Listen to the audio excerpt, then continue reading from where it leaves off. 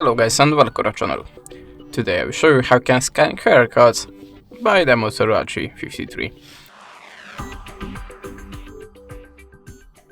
So at the start open the camera app, then go to the settings and expand the first option.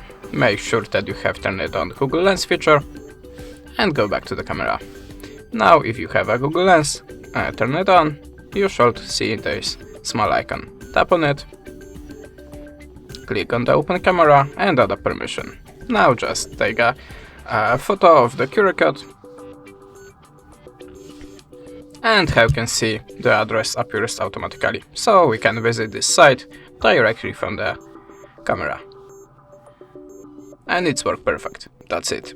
Thanks for the watching, leave us a subscribe, comment, and remember to visit our site. Goodbye.